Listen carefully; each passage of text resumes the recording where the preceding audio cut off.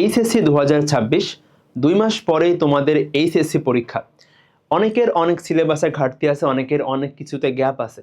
আবার 2 মাস পরে যেহেতু পরীক্ষা শুরু, তোমাকে রিভিশনটাও শুরু করতে হবে। এখন গ্যাপের পড়াশোনা কখন করব, রিভিশনের পড়াশোনা কখন করব, বা কোনটা আগে করব কোনটা পরে করব, কোনটা কোন স্ট্র্যাটেজি ফলো করব, এই সব কিছু নিয়ে আজকের ভিডিওতে কথা হবে ইনশাল্লাহ। দেখো, তুমি যদি এখন থেকে প্রপারলি প্ল্যানিং করে না আগাতে পারো, তোমার দেখবা পরীক্ষার আগে কোনো কিছু ভালো করে কভার হবে না। না তোমার রিভিশন ভালো করে শেষ হবে, না তোমার গ্যাপের পড়াশোনাগুলো কভার হবে। তখন তোমার অনেক বেশি হতাশ লাগবে যে আমি তো কোনো কিছু ভালো করে পড়ে আসি নাই। তুমি লো কনফিডেন্স থাকবা, তুমি পরীক্ষায় বেশি কনফিডেন্স পাবা না, মনে হবে আমার তো অনেক কিছু বাকি আছে, আমি ভালো করে রিভিশন শেষ করি নাই।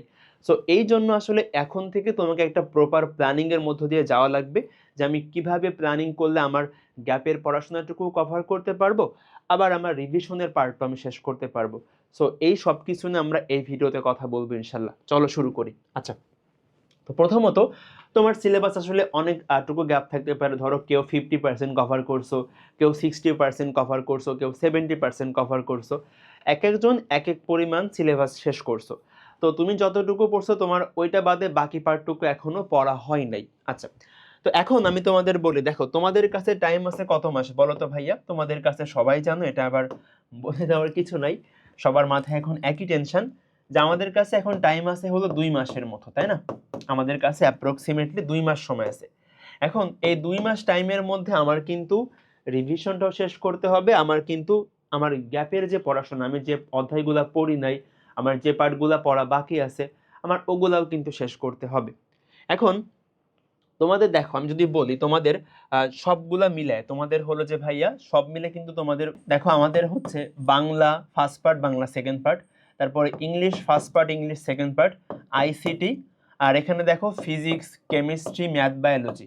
তো এখানে আছে আমার 8টা পেপার, এখানে আছে 2টা পেপার, এখানে 2টা, এখানে একটা।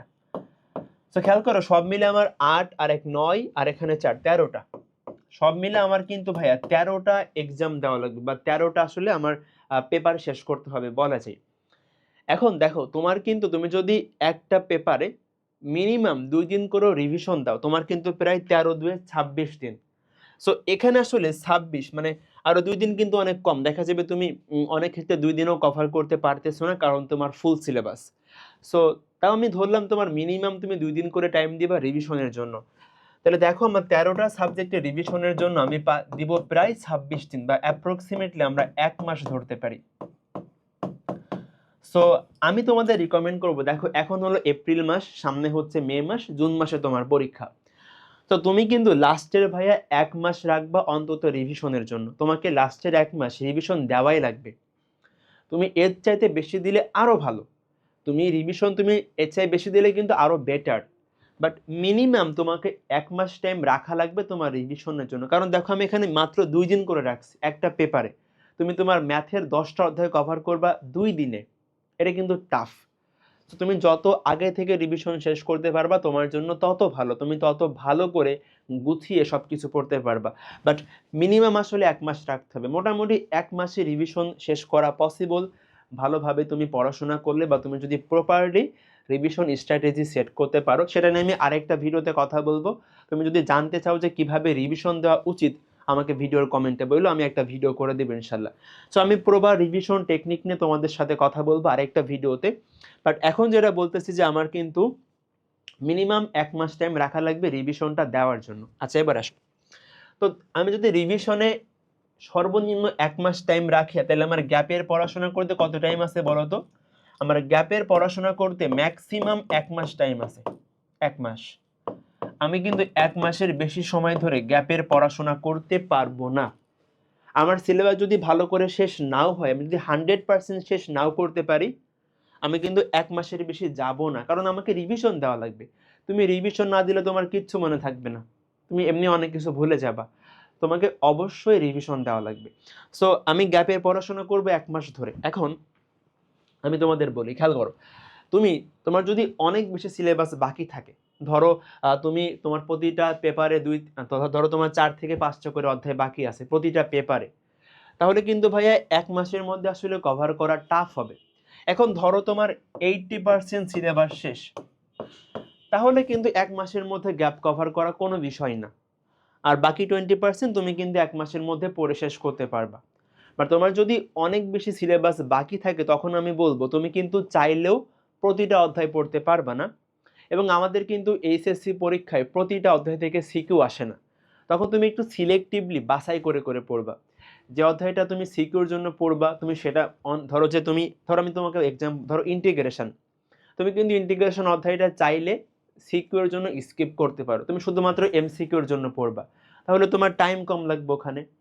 সো তুমি দেখবা তোমার যদি সিলেবাস অনেক বেশি বাকি থাকে তখন তুমি একটু সিলেক্টিভলি অনুযায়ী আগাবা। তুমি দেখা যাবে তুমি অনেকগুলা অধ্যায়ের অনলি এমসিকিউ অ্যান্সার করবা, তুমি কিছু অধ্যায়ের সিকিউ অ্যান্সার করবা। সো আমি তোমাদের একটা ভিডিওতে বলে দিব যে কোন অধ্যায়গুলো আমাদের এইচএসসি পরীক্ষার জন্য বেশি ইম্পর্টেন্ট বা কোন অধ্যায়গুলো সিকিউর জন্য বেশি ইম্পর্টেন্ট। আর এমসিকিউর জন্য আমাদের কিন্তু সবগুলো অধ্যায় মোটামুটি কম বেশি পড়তে হবে। সো তোমার যদি সিলেবাস অনেকখানি কভার হয় তুমি একদম সবগুলো অধ্যায় পড়ে ফেলবা, সবগুলো অধ্যায় পড়া অনেক ভালো। বাট যদি সিলেবাস তোমার অনেক বেশি বাকি থাকে তুমি একটু সিলেক্টিভলি আগাবা যে আমি এই অধ্যায়টা বাদ দিচ্ছি বা স্কিপ করতেছি সিকিউর জন্য, আমি জাস্ট এমসিকিউর জন্য পড়বো, আমি এই অধ্যায়টা সব কিছুর জন্য পড়বো। তুমি এভাবে করে চ্যাপ্টারগুলো সিলেকশন করবা। তুমি এখন দেখবা তোমার কতগুলো অধ্যায় বাকি আছে। ধরো তোমার ফিজিক্সে 4টা অধ্যায় বাকি আছে ফার্স্ট পেপারে, তো এই 4টা অধ্যায়ের মধ্যে তুমি আসলে কোনটা কোনটা সিকিউর জন্য পড়তে চাচ্ছ তুমি ওটা সিকিউর জন্য পড়বা। তো এভাবে করে তুমি হলো তোমার যদি সিলেবাস অনেক বেশি বাকি থাকে তুমি এভাবে করে সাজাবা। আর যাদের আসলে অনেক বেশি পড়া হয়েছে তোমরা সমস্যা না, তুমি বাকি 1 মাসের মধ্যে বাকিটুকু কভার করে ফেলতে পারবা, ঠিক আছে। তো আমি ওভারঅল সামারি করি, তুমি ট্রাই করবা তোমার গ্যাপগুলো যত তাড়াতাড়ি কভার করা যায়। তুমি এখন থেকে গ্যাপের পড়াশোনা শুরু করো, তুমি ট্রাই করবা তোমার গ্যাপের পড়াশোনা করা যত তাড়াতাড়ি শেষ করা যায়। বাট ম্যাক্সিমাম ম্যাক্সিমাম তুমি গ্যাপের পড়াশোনা করবা 1 মাস ধরে। এর কম করতে পারলে আরও ভালো, কারণ তুমি তখন রিভিশনে টাইম বেশি পাবা। তো মিনিমাম তুমি 1 মাস টাইম রাখবা রিভিশনের জন্য, আর বাকি টাইমটুকু তুমি গ্যাপের পড়াশোনা করো। গ্যাপের পড়াশোনাগুলো ভালো করে শেষ করো, দেন তুমি একদম প্রথম থেকে রিভিশন শুরু করো। একদম প্রথম থেকে তুমি রিভিশন শেষ করতে মানে রিভিশন করতে পারলে দেখবা তোমার একটা কনফিডেন্স বিল্ড আপ হবে যে আমি গ্যাপের পড়াশোনাটুকু ম্যাক্সিমাম কভার করছি, আবার আমার রিভিশনটাও কভার হয়ে গেছে। তখন তুমি একটা কনফিডেন্স নিয়ে পরীক্ষা হলে যাইতে পারবা। ওকে, সো তোমাদের যদি এই টপিকে বা তোমার পরীক্ষা নিয়ে আরও কোনো কোশ্চেন থাকে তোমরা আমাকে কমেন্টে অবশ্যই বলবা, আমি তোমাদের ফয়সাল ভাইয়া তোমাদের সাহায্য করার ট্রাই করব।